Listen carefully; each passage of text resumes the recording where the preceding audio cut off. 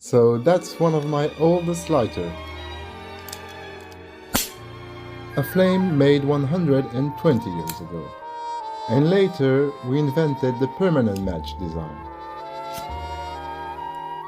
But there is so much more to discover, like this pretty impressive trench lighter. If you're looking for something more complex, the next one will please you. It has some really cool features. I'm curious to know what you think this was made for. Anyway, the Italian contestant is much more straightforward. Lovely, but not as much as the Japanese camera lighter.